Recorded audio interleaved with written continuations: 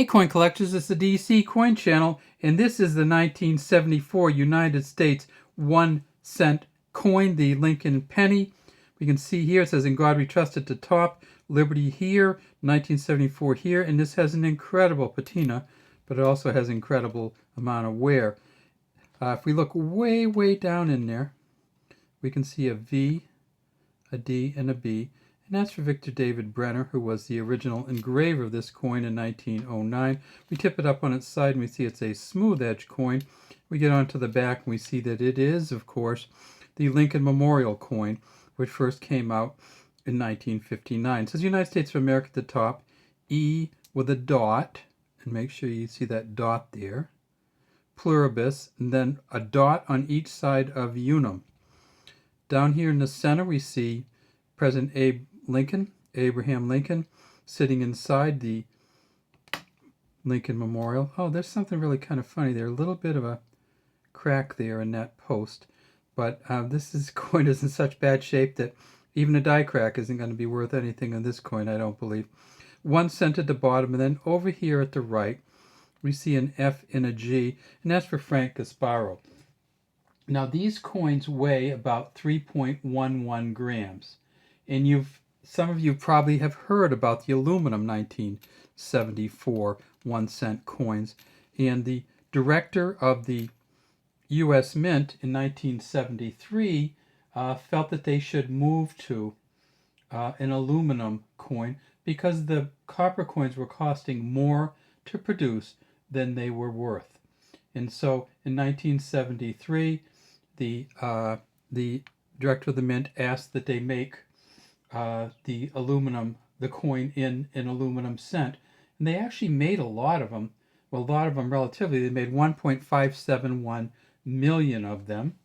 And as far as we know, they were all destroyed but about 14.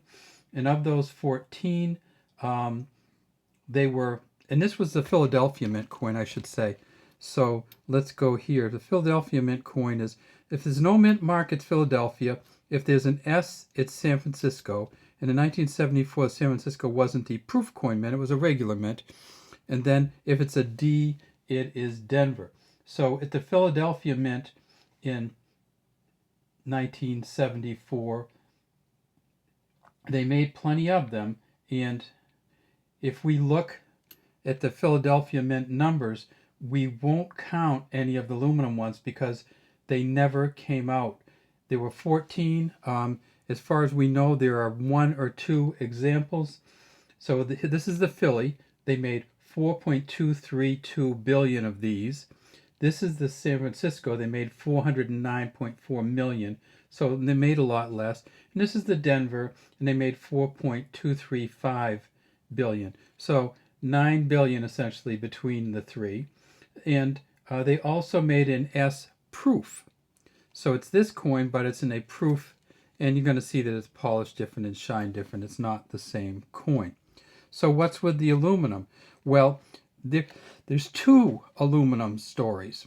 The first is the 14 that they made to give out to Congress that may still be out there, and at least 2 of them are out there that we know of. One is in the hands of a private collector, and one is at the Smithsonian, but the other is the 1974 D, or Denver Mint coin.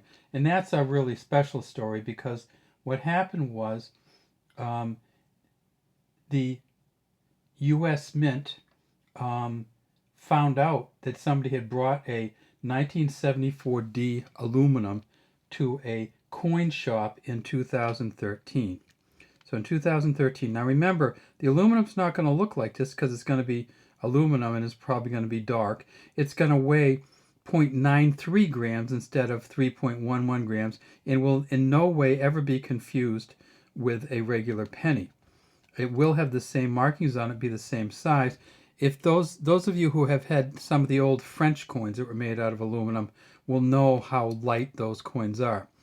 Anyways, when the U.S. Mint found out that there was a 1974 D aluminum, they went after the owner. And it turned out that one of the assistant superintendents of the U.S. Mint in Denver had kept one of the coins rather than having them all destroyed. And of course, Congress never enacted legislation to put out the aluminum coins at all anyway. So it was illegal both to have the D and to sell it. So they were sued by the U.S. government. The U.S. government got the coin back, and it's not clear to me what they've done with the 1974 D, but it's not in the hands of a private collector anymore. And so if you're looking for these, what you're going to look for is not the aluminum ones, but you're going to have to look for one of the other coins in, and if you can look for it in what they call a red.